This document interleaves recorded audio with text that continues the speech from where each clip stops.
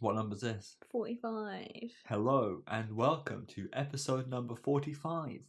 Today we're discussing Intamin, so let's get right into this. Whoa. Intamin is a manufacturer and supplier of amusement rides, roller coasters, and transportation products. I got that wrong when I initially wrote the script. They're not based in that country anymore. They're based in Liechtenstein. So based in Liechtenstein, yeah. And then Wait, so you made a we video continue on with the script. already Yeah. with that wrong information? But it was two parts. I said the wrong information, and then in the second part, I said that place was the original headquarters and the new headquarters. So I fixed it. Anyway, yeah, so I won't read out the script because it's something like 4,000. Yeah, let's just sit here and you read out the script of your video. No. So yeah, we talk about Intamin. Yeah. Intamin. What do you know about Intamin? I don't know why, because how long have we been doing this now, and I still don't know the manufacturers, I don't know which ones do what. If you say to me, like, Intamin, I don't know. But then you're like, oh, but it's this ride, and then it's a ride that I, like, completely know.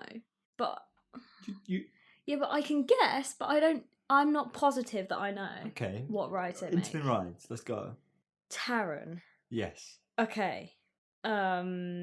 Helix. Nope. Your face. I mean, you got to think about this logically. Yeah, but No. But listen, like, okay, I get where you're looking at this. There's similarities. Yeah. Right? They're very similar ride. But look at the trains. Harry. No. Do you think I know what the trains look like? But look at the trains. Look at the types of restraints that they use. I mean, they're, to be fair, they're only ever so slightly different. But yeah, but then isn't the restraint on the Swarm the same as the one on Taran? No. Okay, well that shows you how much I remember about restraints. Carry on. So no, Helix is Mach rides. Oh. Different. Feels different. Harry, every ride feels different. Feels more refined. Yeah, but this is the problem, right? It's very obvious to you, but it's just for some reason it doesn't stick in my brain at all. It's because you're not really that exposed to it. That's what I mean. Yeah, but the amount of times you tell me like what manufacturer makes what ride. Okay, continue. Just keep going. Keep guessing. Don't hesitate. Intamin. I'm really struggling to even like think of anything else. Come on. Oh my god, what's it called at Blackpool? Icon. Your face. Icon isn't Intamin. Can you guess who built Icon? It isn't Intamin. If it wasn't Intamin, who was it? Oh my god. Who was it? Mac. Because Helix it's like Helix and Icon are very similar. Yeah, but they're similar to Taran as well. Well, kind of. Yeah, this is not going well. Okay, can you do like a park where there's an Intamin ride, and then I can guess which one's Intamin? Because you know when your mind goes blank and you can't even think of a theme park. Okay, there's Intamin rides at Towers. Get out. There's okay, Intamin rides at Thorpe Park. I was going to say Rita, but then I'll just decided Rita against it. Okay. Is Intamin. Okay. What coaster is like Rita in the UK? Stealth. Also Intamin. Okay, but then there's another one at Towers, isn't that what you said? Yes, another one at Towers. Which is difficult to guess. You wouldn't really know it was Intamin. Except, yeah. Can you have a guess? Have a wild guess? I don't know. It's either 13 or Air?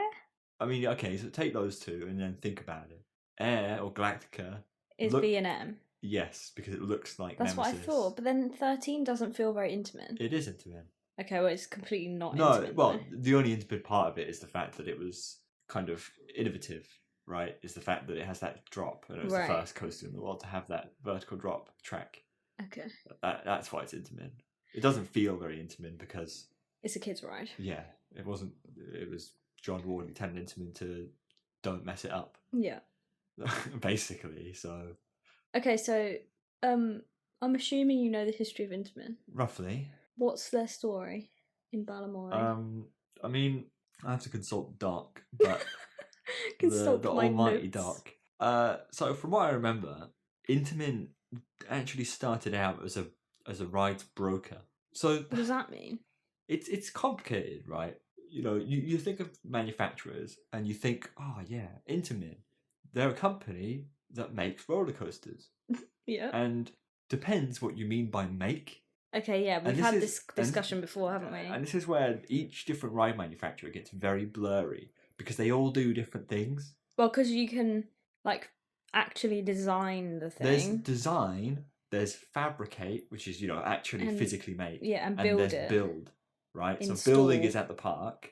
Fabricate is steel work, metal work, welding the track together. Yeah. And design is obviously coming up with the layout and all of that. Intamin do number one. They do design. That's all they do. And that's all they do. Oh wow! They take the design.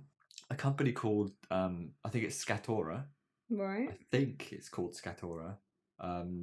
They are the ones who actually fabricate the track. Okay. And then obviously, like many other amusement manufacturers, the park installs it with their own, whatever company they go to install. But obviously, Intamin people are on site, Yeah, to oversee. But it makes sense because, like, if they're making rides for all over the world, they can't just ship the people over to, like, America or whatever. RMC do that, but they're pretty much the only company that does that. Yeah, and isn't that, like, more of a specialist thing? thing? Yeah, it is. So you wouldn't necessarily have the training to do that? No. And I think GCI send a lot of their guys over when they're building coasters because obviously they cut the wood physically. Yeah. So they teach people how to do it. Right. I think so. So Intamin's lazy. I mean, many companies are lazy. Okay. B&M don't make their own track. They only do step 1 as well. Mac do 1 and 2. They actually have their own facility to build the things. Trains are an interesting point. I don't know who makes the trains. Is that why Mac can make their own trains, like custom? What do you mean? Because didn't they make custom, didn't they like change up different bits on it? Well, I mean, every company always changes the way the front looks. No, but I mean, didn't they literally do a different design? For what? I can't remember. I don't know. Something. I think you might be thinking of the fact that Helix had a different design to the original Mac launch coaster. But as I said, all the companies offer the ability to change the way the front looks. Okay. And that's what they did. So no. But yeah. So that's Intamin now. Wait, so when did they start? When were they born? Hold up. Oh. So that's Intamin now. Oh, that's not what they've always done. That's not what they were. As I said, they were a broker. Okay. Which means that you sell other companies' rides. So they're just hooking people up with a ride? Yes. Okay. They were. So they began life in 1967. Wow. When some 3 dudes, some brothers, I think they were. Classic. Were they brothers? 2 were brothers. Yeah, they were a broker for various amusement manufacturers to sell their rides overseas. And Intamin is actually a shortened form of International Amusement Installations. Wow. Yes. Oh yeah, I'm not feeling that name anymore now I know that. And at the time they had partnership with one of the biggest manufacturers, which was Schwarzkopf, who later went bankrupt. So they would sell Schwarzkopf products around the world. Right. Because that was a European company.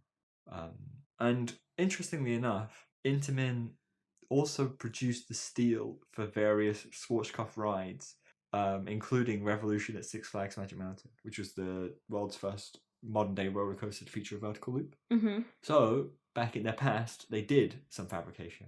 Okay. Of track. But then they got bored of it, clearly. Obviously. Yes. So, 1967 was their founding. They built their first ever roller coaster in 1979. Whoa. So that's when they did the switch to let's start making our own stuff. Yes.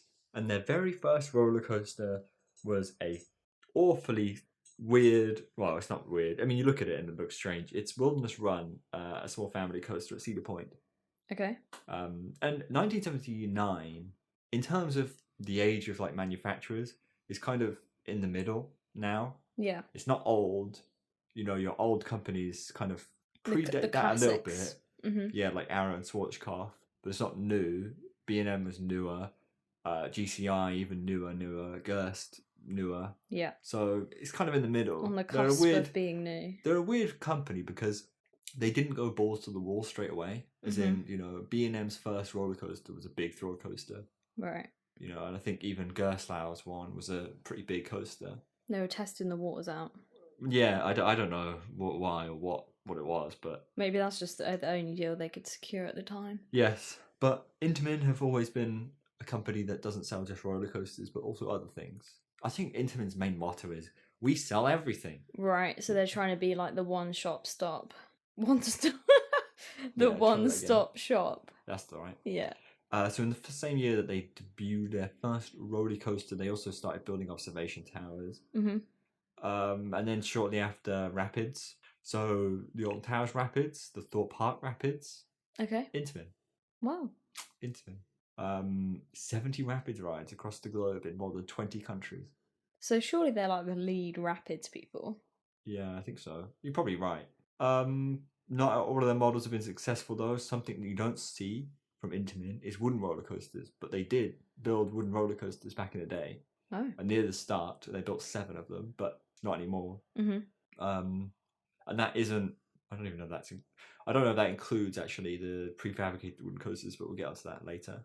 I mean, is this ringing a bell in terms of Intamin?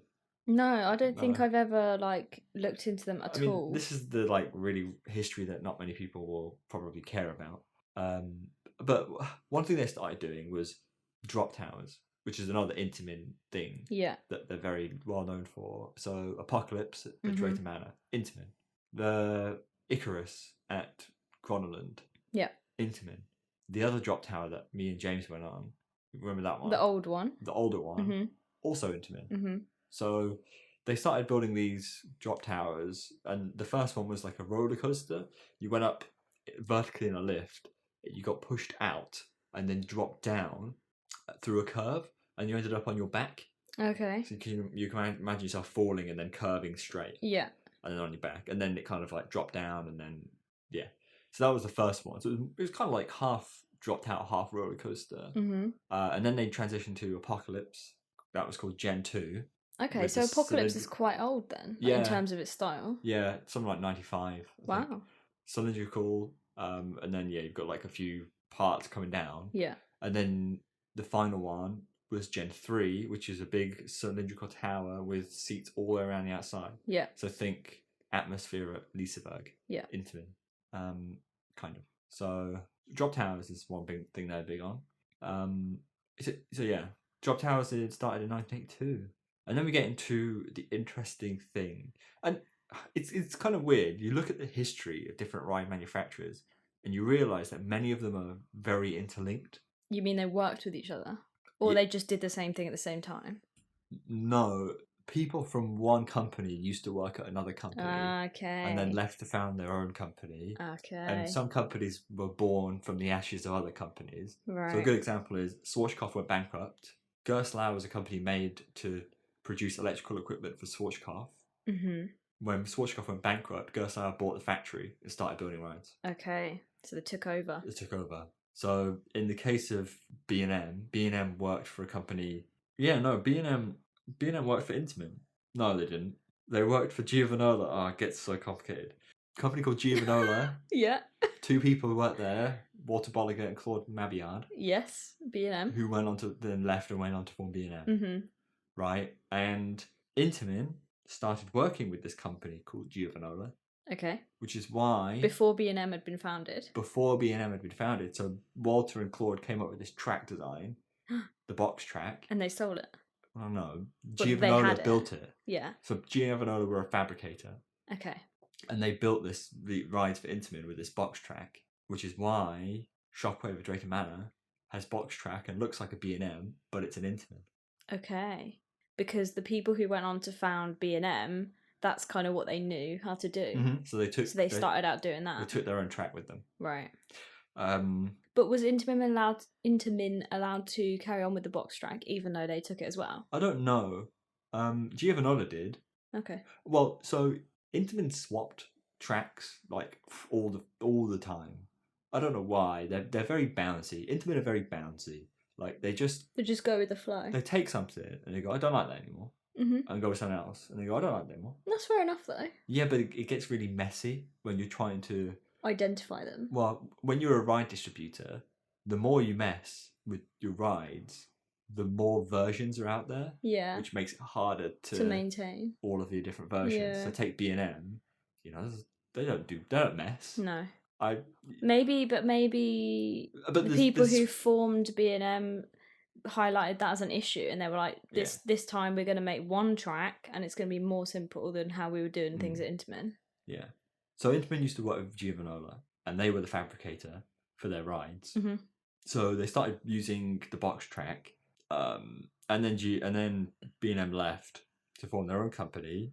So then Intamin pretty much came up with a new type of track instead, right? Which was the tri-tube. Mm-hmm. And it was at that moment, actually, that when they started using the tri-tube is when they moved over from Giovanola being their fabricator to it's actually Stacotra. Okay. Is now the fabricator. So in that time, 1998, they moved from Giovanola box track to Stacotra. Yeah. With this tri-tube tubey tracky Tubey boy. thing. Yeah. And that kind of coincided. Basically, this podcast is a mess because they've done too much. They've just generally done too much. The history is so messy unless you really follow it. Even the script bounces around a lot, just because it's that way. So when did Intamin really start coming into its own as we know it now? I think it was kind of the late 90s, to be honest. It seemed when they got the tri-tube. Yeah, I mean, they were building stand-up roller coasters and this and that, right? Nothing crazy. But it was really in the late 90s where the magnetic launch had just been developed by a different company. And Intamin went, "Whoa, that looks cool," and started building their own. And that's kind of when they really started to mess around. So they built Linear Gale, which is a multi-launch shuttle coaster. Imagine 2 spikes, and it just keeps going like a U-shape, and it just keeps going like through them. So they took that. Then they built Volcano the Blast coaster, a double magnetic launch coaster, a suspended one. Again, so Linear Gale was the first suspended launch coaster, as in under the track. Yeah. Inverted, I should say. And that was really when they started to dabble. So then they built Colossus in 2002 at Thorpe Park. Obviously the most inverting roller coaster. Yeah. Also the most awful roller coaster. They also started to build hypercoasters a few years before that. So essentially, Intamin were playing catch up quite a lot because other companies were building certain rides, and Intamin were already kind of getting their feet stuck in the mud at this point. So other companies were building hypercoasters, like Magnum XL 200 came out in some sort of year. 1989 it was. Cool. And then the big one, 1994. So then Cedar Point were looking Intamin were then building other rides. So they built in 1999, they built, I think, their first hypercoaster. I think they called it a mega coaster. And then 2000, Cedar Point effectively took a gamble on this company to build Millennium Force, the first roller coaster over 300 feet high. And that was really it. So late 90s, early 2000s is when they really started to showcase that they were mental. What they could do, yeah. Yeah, because then Millennium Force happened. Then they built Accelerator in 2002 as well, which is the first hydraulic launch coaster. They built the world's tallest roller coaster again. So Millennium Force was the world's tallest. Built another world's tallest again in 2003 with Top Thrill Dragster. Then built another world's tallest again in 2005 with King of the Car. And then in 2010, they built the world's fastest again with Formula Rossa. So what you'll notice is a lot of the rides that really stretch limits are from Intamin. Okay. And they're very innovative and they're not afraid to push the limits. But that comes with a cost, right? And that cost often is unreliability. And Intamin have been known for a while for being in terms of how stable a ride is, being very wishy-washy. In terms of how many times it breaks down? Yeah. So Intamin rides are kind of more known for breaking down than any other manufacturer. Yeah. I wouldn't say any other manufacturer, but you just think of Alton Towers. Rita is going down. It's called... if you have to bet. Rita and 30 are in the Dark Forest, right? And people call it the Intamin Forest because it's just Intamin coasters. And those two coasters usually go down a lot more than the other ones in the park. especially the B&Ms. Yeah. You look at like, especially Nemesis and Oblivion. I don't It think doesn't I've go down too ever often. seen Nemesis down. It goes down, but not very often. I've never seen it. B&M just produce rides that are very consistent, Yeah. very stable. They work. You know what you're getting, and they work. But Intamin's more like, let's do this and see what happens. Yeah, basically. Yeah. And that's what they kind of cultivated their culture as in late 90s, early 2000s, was being this company that would do whatever. Yeah. Just whatever. But is that like a park could come to them and be like, we want the fastest ride, can you do it? Or is it like, we want to build the fastest ride, who wants it? Who initiates all these record breaking things? It depends. I'm actually researching this for a video right now. Okay. And it really depends. So let's take Cedar Point building Millennium Force. Mm-hmm. They basically said to 3 different companies, we want to build the world's tallest roller coaster. How much would it cost for you to build the world's tallest roller coaster for us? Yeah, and then they went with the cheapest one. And then there were a few. So they asked Morgan, which was a company that was kind of born out of the ashes of aerodynamics. Okay. I don't know how true that is. Love these facts. They also asked B&M if they wanted to build it. Okay, that would be extremely expensive. And they said, no, we don't do this. Oh, okay. Fair enough. And then 12 years later, they built their first roller coaster over 300 feet, B&M. Oh. So they did it. They just needed to warm up to the idea. Well, the problem is they'd only built their first hypercoaster, similar to Intamin, the year before, I think. Okay, so they didn't feel ready yet. Yeah, whereas Intamin, like, yeah, sure, we can build this. So they did. So Intamin were kind of, I think, the only option. Morgan was way more expensive, right? And that was the reason. But some parks know what they want. Mm-hmm. So the thing, if you want the world's fastest roller coaster, or if you did back when Formula Rossa existed, there wasn't many other companies to go to in terms of that would do Intamin built came up. They built over time this reputation for doing anything. Yeah. So if you wanted something that was pushing limits, people instantly thought Intamin. Yeah. So their USP is we'll do anything you want us to do. Pretty much, yeah. So originally, parks would have kind of just asked different manufacturers, can you do this? Mm-hmm. And they'll be like, yeah, here you go, this is what we can do, and it'll cost you this much. Whereas I imagine as Intamin got older, a lot of parks might have been, we want this. Mm-hmm. Straight to Intamin with the idea. And I don't really know how it works for certain other things. Like, let's take 13. If you're building a roller coaster that hasn't been done before, who do you go to? Well, yeah. That's what I mean. Like, who do you go to? But I feel like nowadays, because it depends what you want the general style of it to be anyway. Do you see what I mean? Yeah. So, like, if you want it to be like a nice, smooth ride, you're going to go to B&M or something like that. But and say, oh, we'd like you to build us a ride, but also we want to do this thing we've never done before. Can you do it? Do you see what I mean? You go to the one that you want it to be like, and then ask them if they can do that thing, right? I don't know. Or do you is there like some kind of, email where you just go, hi everyone, this is our idea. I want to build this. Who can help me? Anybody have any ideas of how we can do that? They obviously didn't do that because different manufacturers would then all produce the same technology. So you do what's closest to what they can already do? They must go to a manufacturer and basically be like, we want to build this. Can you help us build this? Mm-hmm. And so I know for Alton Towers came up with 2 models. So John worked with B&M to produce the dive coaster and the flying coaster. Yeah.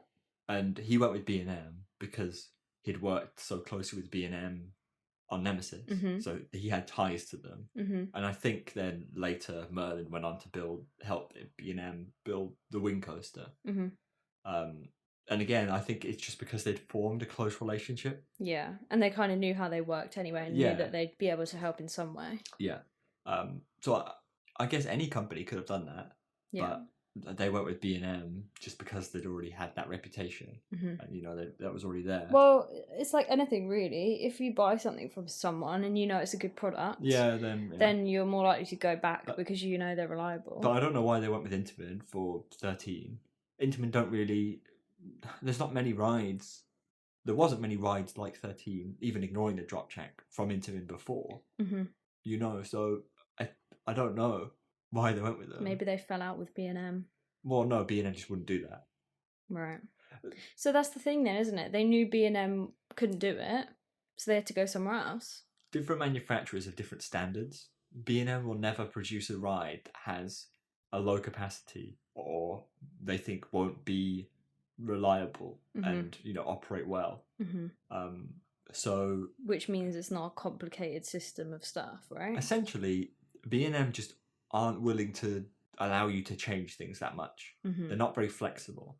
They go, this is the model, this is what you can change, and that's it. There's nothing else. Whereas other companies, Intamin, Vekoma as well, they're very flexible. So parks will go, we want this, can you build this? And like, hell yeah, we can build this. Yeah. Even though they don't know what they're doing.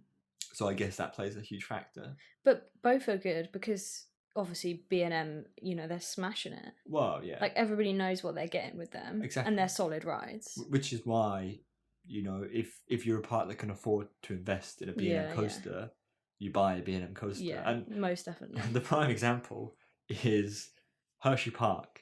They built Skyrush, which is an Intamin hyper coaster, right? Which basically tries to kill people. Cool. I mean, let's roll back 2 years. That was in 2012. Intamin built Intimidator 305. Okay. That red coaster. Yeah. That's 305 feet high. In 2010, so same year as Foreman Rossa, same year as 13, which, when opened, caused people to black out because it was so intense in the first turn. Oh. So they messed up the calculations. Intamin did. So they had to, first they trimmed it on the first drop, and then the year after they reprofiled the first turn. Wow. So it wouldn't be as forceful for so long. People still grey out now because it's very, very intense still, but they don't black out as often. So that was then. And then, and then 2 years later they built Skyrush, which is a very similar type of ride, but kind of a bit different. Imagine Rita's layout, but with a drop and a lap bar. Okay. And more intense. It's basically that. Not feeling that, but yeah, okay. You're not, and I would be, but a lot. It feels hit and miss. People really like it, but a lot of people don't like it, and it's a bit messy. It's a bit of a chaotic coaster. It's not very, if you thought of quality, you don't think Skyrush, right? And that's a hyper coaster. This year, to 2020.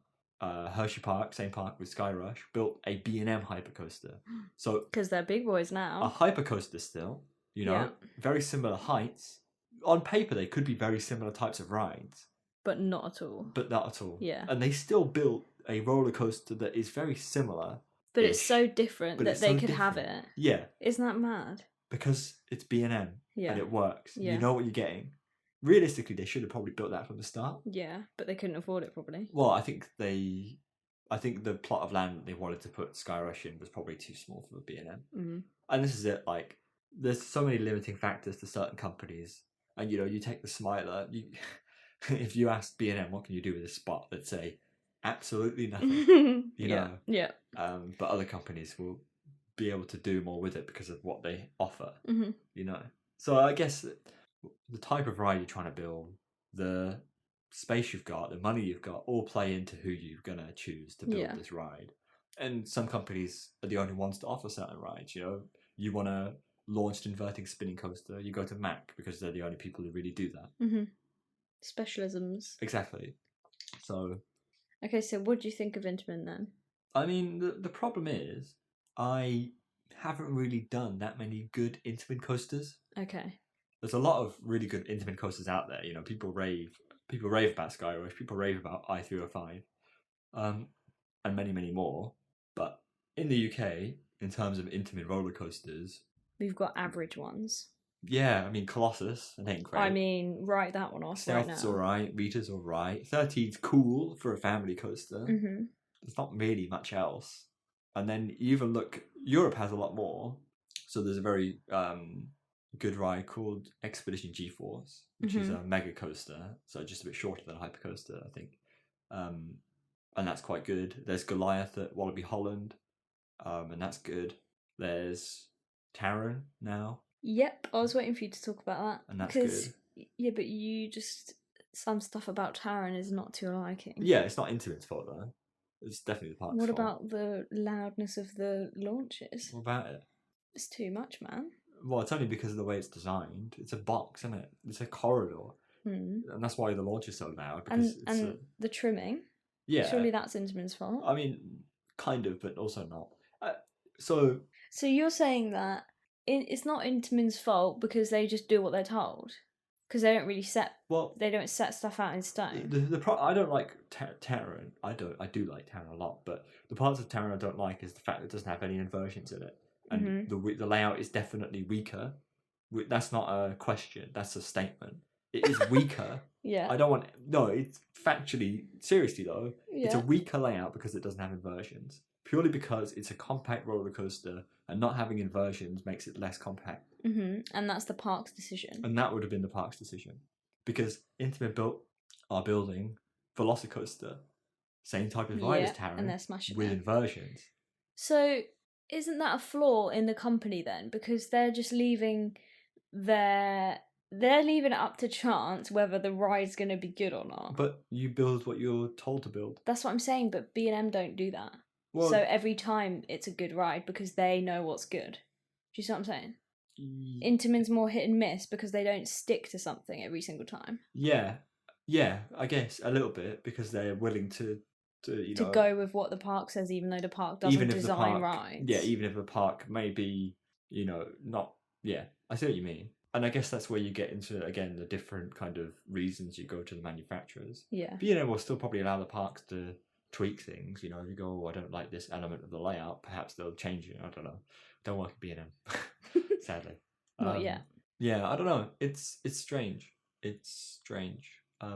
But Intamin are known for being good. Like, if you look at what people call the best manufacturers, there's certain names that come up all the time. Yeah. I feel like Intamin's just like a very standard, like, top manufacturer. Like, it's just one of the top ones. Yeah. I mean, the names that come up are RMC now, Intamin, B&M, but enthusiasts are so on B&M because they don't innovate, and people are like, B&M's boring and mild. It's like, all right, yeah, but if that's I was their a park, USP. Yeah, if I was a park, and I wanted a big roller coaster, and I didn't have any other big roller coasters, and I could afford a B&M, hell yeah, I'm getting a B&M. Yeah. Because I want it to work. I want it to be a solid investment. Yeah. And I don't want to gamble, and it wouldn't be a gamble. No. So. But that's the point. That's why there's all different manufacturers, because every different one does stuff differently. Like, of course, there's going to be one company that does stuff like B&M. Do you know what I mean? And there's going to be someone like Intamin where they just do whatever you want them to do. Yeah. No, so Intamin are good. I think they kind of had a bit of a spell. No parks were building Intamin coasters in the US for a while. Basically because they're like messed up a bit. And this is it, they're hit and miss. In terms of reliability and everything, and hit and miss on giving the parks actually what they want. Sometimes it isn't quite what they want when it gets built. So not many parks built Intamin rides in the US for a while, but they kind of brought it back. Taran was a big kind of like milestone in terms of showcasing. Yeah. It's funny actually. A company, a park, built, I think, Nigloland it's called in France. Yeah, weird name. Niglo. Okay. Niglo land. They built Intamin built megalights, which were like small versions of hypercoasters with compact-ish layouts. And then Nigloland went, we want one of these, but your train's crap, right? They didn't like the restraints. They wanted lap bars. And Intamin went, no, we're not going to build you lap bars. What? I don't know why. So then... The customer's always right, Intamin. Well, so then this other company went, Mac, can you build this layout? And Mac with lap bars. And Mac went, yes. So they built it, and it looks like an Intamin coaster is in the layout. Not the look, but it's meant to be okay. I can't imagine it's as good as what Intamin would have built if Intamin had a lap bar. But and that was only a few years prior to Taran, and Phantasialand had a big input on designing Taran's trains. Yeah. So Intamin obviously had a word with themselves. Apparently. So yeah, Taron was a huge milestone. And kind of since Taron's debut, a lot of parks have looked at, especially the multi-launch coaster, and went, that looks nice. Mm-hmm. You know, and especially now that they've got that train. That train design was another milestone because it's one of the most, if not the most comfortable trains out there. Good. So good. Now, actually. yeah. So we've seen quite a few parks. Hagrid Bike. Yeah. Intamin. Velocicoaster, Intamin. Both kind of like Taron-ish. I mean, Hagrid Bike. Taron inspired, I'd say. Hagrid Bike doesn't have the same trains, but a new coaster coming to Wallaby, Belgium. A new hypercoaster, Taron trains. Tiger at some park in Finland. Is a multi-launch coaster as well. Yeah, Intamin have been doing Pantheon as well in America. At Williamsburg, Busch Gardens Williamsburg is a multi-launch coaster.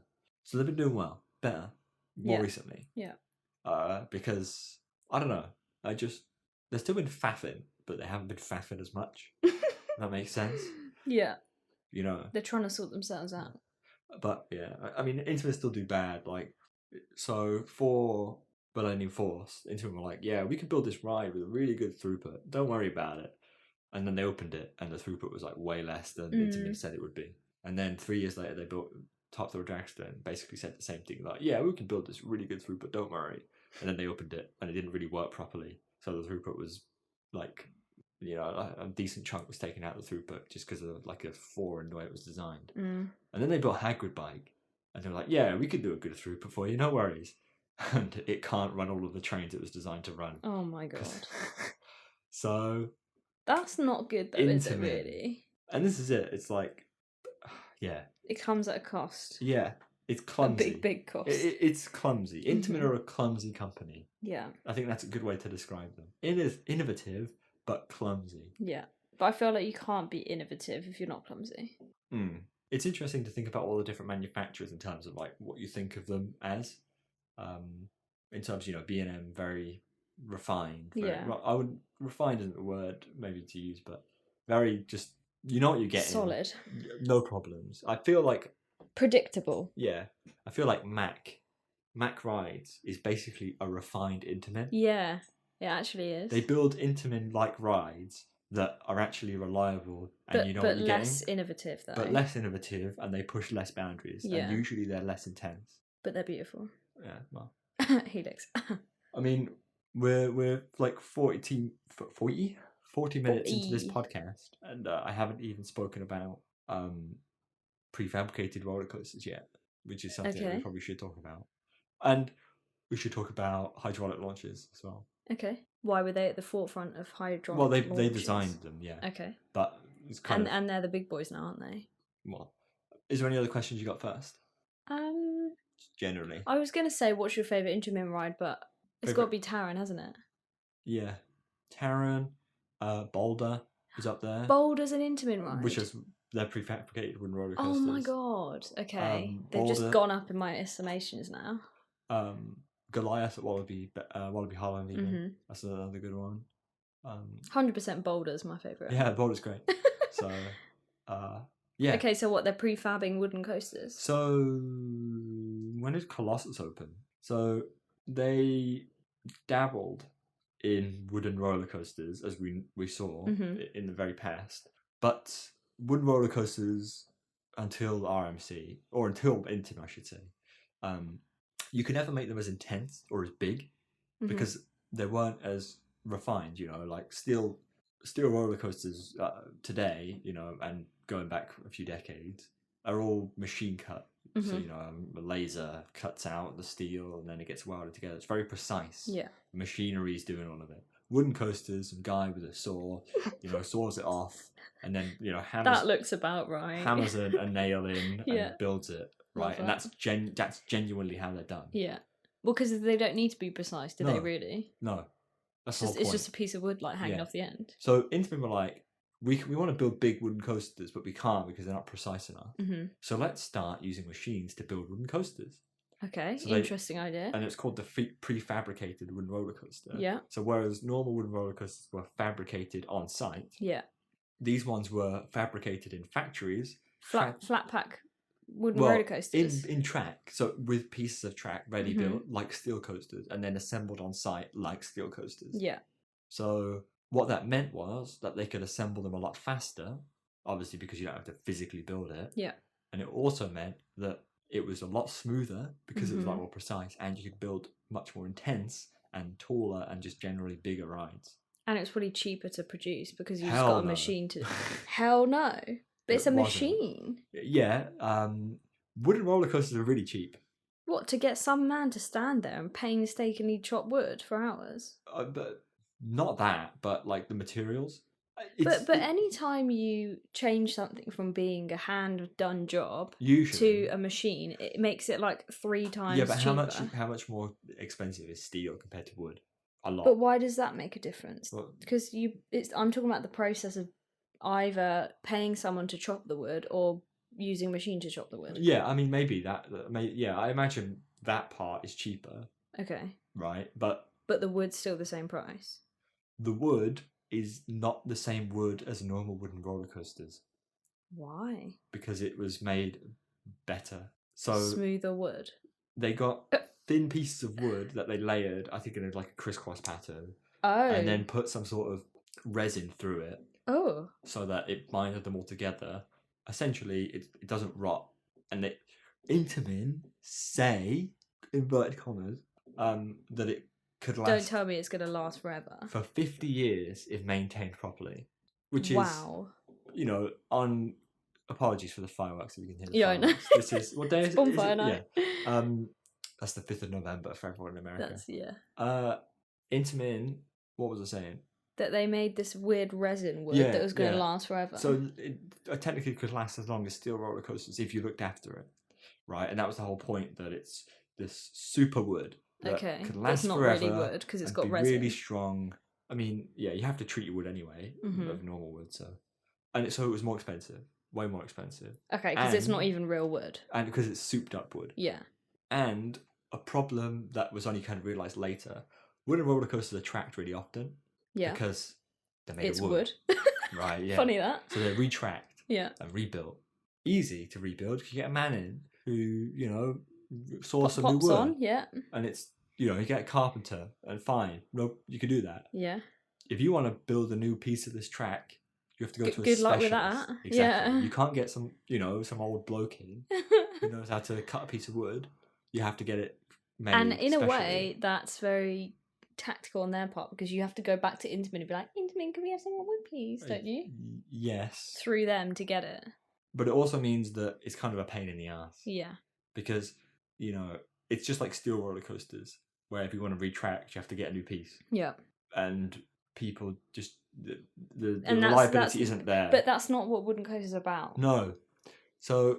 Because it's changing, one of the best points about wooden coasters. Well, the main point of wooden coaster is that it's wooden in the sense that it provides... It's a different ride. A different experience. You think of Boulder, it doesn't feel like a wooden coaster.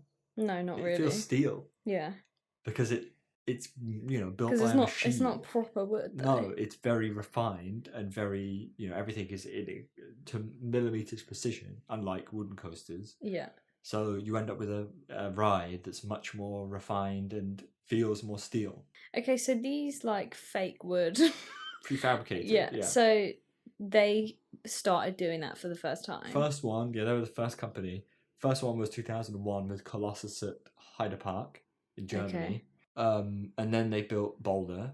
Yes. And then they built El Toro, which is known to be one of the world's best wooden roller coasters. Mm-hmm. And then they built the Express in South Korea. And that was it. And they're done with that now. Because it doesn't make sense to build a wooden roller coaster.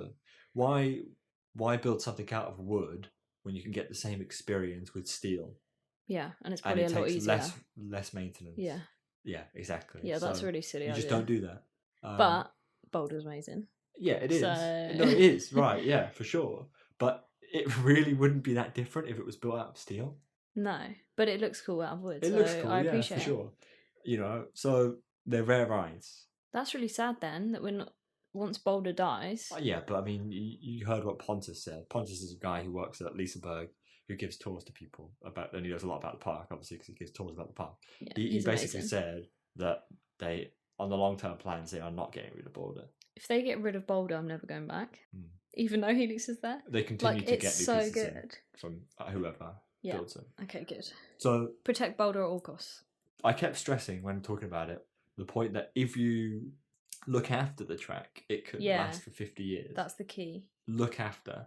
So the people who built the first one, Hyde Park, they didn't look after their track. And that's why it's been on And RMC. in the end of 2017, no, the end of 2016. Okay. They, people at the park had a look at the coaster and went, "Damn, this coaster ain't stable. It's not gonna pass, these regulations because it was just rotted basically." So they just didn't look after it at all. No. What's that about though? So they had to rebuild it. So it was closed for like 2.5 years while they rebuilt all the track. They got new track in. Is it normal wood now? No, it's the same ride. Right. So same again. So they've ruined it, but they're going to do it again. And they built it again. Yeah. Are they going to maintain it this time? But they themed it, didn't they? They built Wicker Man. They did theme it. It's very nice. Yes. But so the part we're actually thinking, they basically said, first of all, Hyde Park couldn't afford to do it. So they went, "Merlin, can you build us a new coaster because we can't afford to, and our coaster's bricked?" And they went, "Sure," which is quite nice because a lot of people didn't think Merlin would say. But also because it's their fault that it's ruined. Yeah, in a way. So then the park were like, "Do we build a new coaster or do we build the same coaster?" One of life's great questions. So many people were like, "Oh, this could be an RMC. We could turn it." But Colossus is Colossus, as it's spelled, is actually a very iconic ride in Germany. So many people didn't want to get rid of it. So it's like if Nem Nem went down. Yeah, almost. Yeah. So I'd still say build a new ride. They didn't rebuild a new. They built Colossus again, but they rethemed it. Obviously, they rethemed it because by retheming it, it almost kind of acts as if it was new. Yeah. It gives and they can brand it, and people go, "Oh, it's a new ride," and then they realise it's exactly the same ride. It looks cool as hell. I gotta say, off ride, so sure thing. But yeah, so that's the prefab. 4 of them exist. No others will probably exist ever. That's sad. So, bit of a silly idea, but they tried. Yeah. And then obviously, 10 years later, RMC came about, basically doing the same thing, but instead of wooden billion track, times better. They just said, "Let's make it out of steel and put steel track." Yeah, because that's essentially what they did anyway. Exactly. It was, and it turned out so How much fuming better. at Intamin that happened. Yeah, I mean, Intamin have got their own things to deal with. They missed a trick there. RMC was doing all this, and then like last year, Intamin basically came out with the same models that RMC had. Not that one, but like the steel version of the Raptor track. Modern Intamin, in terms of track design and layout design, I should say, has been very much inspired by RMC. A lot of the newer elements are pretty much rip-offs from RMC, but they take the rip-off and make it even more exaggerated sometimes. Yeah, they just go wild, right? But because RMCs aren't made of steel, aren't made of all steel. Yeah. That wooden structure can't deal with high forces, which is why most RMCs don't have very intense positive G-forces. Yeah. You think of Wildfire, it had a lot of airtime, but it didn't really push you into your seat that much. At least not for a sustained amount of time. Whereas if you build a steel roller coaster and put all the same wacky elements on, you can exaggerate them and they're all good. So yeah, Intamin have been copying RMC. So, they're upset, they're salty, so they just copy them instead. I mean, it's a fair... They should have seen the steel thing, though. The fact that what they were doing is essentially they were trying to build actual wooden coasters. Yeah. RMCs, the ones with steel track, aren't wooden coasters. Yeah. Any questions from the audience? No, I just think it's interesting. I'd be absolutely fuming if I worked at Intamin. Well, you'd be fuming if you had one of those rides. Yeah. If you were one of the 4 parks that built one of those coasters. Yeah, no, they're just... It turns out they're rubbish, guys. Don't worry. So... The people who have El Toro, Six Flags Great Adventure, they have the machinery. They bought, or built or whatever, the machinery to make new pieces themselves. That's good. So they do that now, which is a very smart way of keeping your ride. If it's going to last for 50 years, then you might as well. It doesn't, but you might as well try. Yeah. So they're fine. El Toro's fine. No Boulder problem. will be protected forever. Boulder's fine because they actually care about Yeah. the park and all that jazz. And Pontus said that they already replaced parts. Yeah. So all good. 50 years. Boulder's like Long 50. live Boulder. So the final thing to talk about that I think is worth talking about is launch coasters, hydraulic launch coasters. So the launch coasters, I mean, we made a whole video about launch coasters. Plug. They built the world built Premier Rides built the world's first magnetic launch coaster in like 96. Then Intamin were like, hell yeah, let's build launch coasters. And then in 2002, they designed the hydraulic launch coaster with accelerator, which you remember how it kind of works. Yeah, we did an episode on this, didn't Uses hydraulic fluid and nitrogen. Yes. Compresses nitrogen in loads of different cylinders, and then kind of the nitrogen, they open up a valve, the nitrogen uncompresses itself and pushes the hydraulic fluid through a motor, and that pulls a cable and accelerates the coaster. Yeah. So that's fine, except it's not very reliable.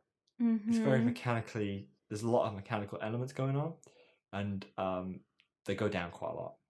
Stealth, ain't known for being reliable. Rita's not as bad as Stealth. Yeah. On the grand scheme of things, Rita's alright. Top Thrill Dragster is known for going down all the time. So is King the Car. So they are very powerful, the most powerful, or if not, the most powerful, or one of the most powerful types of launches, but they're not very reliable. Again, there is a cost. There is a cost. It's like, what's that thing where they go, oh, magic always comes with a cost. What's that film that does that? It's like essentially if you're going to have this amazing, like, crazy thing, there's going to be a cost. Right. Like, you just can't have, like, a crazy, wacky thing. Yeah. And it's just going to work perfectly. Yeah. So, yeah. Stealth and Top Thrill Dragster and King the Car, all the same kind of rides. They accelerate you really quickly. You go up a big tower, you come down a big tower, you hit the brakes, that's it. Hydraulic launches. 2010 was the last time Intamin built a hydraulic launch coaster. Okay. Because after that, essentially, during the late 2000s, Mach Rides built Bluefire, a LSM launch coaster. Other companies started building these LSM launch coasters, and they were building them way before, like early 2000s. But during the 2000s, the technology kind of matured. So by the late 2000s, Bluefire came to be, and then we get into the early 10s, and that's where there was a shift. So more companies were like, these LSMs, they're pretty good. They're no moving parts, so they're pretty reliable. If you can wire them up correctly, they're pretty good. They're a lot more reliable than other launches. So let's start using those. So all of these companies, Mack, Gerstlauer, started using these LSMs, linear synchronous motors. So then, obviously, Intamin caught wind of this and were like, hell yeah, we'll start using those too. So it was just a shift of hydraulic launch coasters went out the window and LSM launch coasters went in.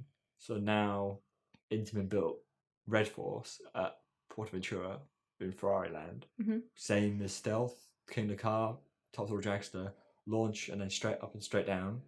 And that uses LSMs instead of a hydraulic launch to achieve the same thing. But are LSMs the ones where it's very not powerful? Yeah. It's just like a gentle push. I mean, Mack LSMs are a gentle push. Okay. Intamin, so you can pump it up if you want to. Intamin ramp up their LSM fins. Wow, that was a good one. Fireworks. Intamin ramp up their LSM fins to get a lot more out of them, which is why Tyranny feels a lot more punchy in terms of launches than Helix. Okay. Or Icon. So it's a choice from the manufacturer. But it means you burn out your LSM fins way more. So Red Force especially is known for like burning through fins quite often. Yeah. So because of the weaker launch technology, Red Force has a much longer launch straight compared to like Top Thrill Dragster. Even though Top Thrill Dragster is way taller, that has a shorter straight than Red Force does. So there's a cost. For reliability, you have less power. But most rides aren't pushing those kind of limits anyway. Exactly. So it makes a lot more sense. Interesting. So they do like loads of stuff, don't they? Everything. One shop stop. One-stop shop. Intamin. Let's listen to some questions. As he says, despite its past, Intamin have got their act together now, producing more intense, innovative, and reliable rides than they did 10 years ago. Very true. That's what I said. Joel says they made my favourite coaster ever, so they're good in my books. What's his favourite coaster ever? Flop. I 305. Okay. Mikhail says, I think they're slowly finding their balance between innovation and consistency / reliability, with obvious exceptions, of course. If these new coasters over the next few years prove to be successful for their parks, it'll be hard to argue against them as the best in the world. I think that's true. Yeah. They really do seem to be settling a little bit more. Figuring out what works really well. Well, I think there's just less innovation now. That's true. There's less scope for them to like go crazy and make stuff unreliable. Yeah. Nikki from Lush Velvet Coaster says, my favourite manufacturer by far, although they're notorious for being a bit unreliable, they know how to make some brilliantly intense coasters like Goliath at Wallaby Holland. Genuinely haven't felt airtime like it before or since. I'd just like to point out that Lost Gravity at the same park has a stronger airtime hill than Goliath does. And that's a ride coaster. Genuinely does. Like, I'm not lying or anything. Yeah, but then... It's not as sustained or anything, so I agree. Right. Goliath is better. Okay. There you go. Interesting. Intamin. I mean, let us know if you like this one. It was a bit of... I've got no idea how it'll pan out because it was just me bouncing all over the place. It wasn't very structured, and I apologise. I really don't like things when they're not that structured, but... Oh, is it getting to your OCD? Yeah. Hopefully you liked it.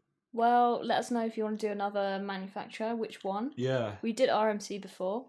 So that's 2 down. Where I just... How many to go? Just like 10. Got angry at RMC basically. Yeah. Yeah. But many more options. Got B&M, got Gerstlauer. Mach Rides, GCI. It's all there.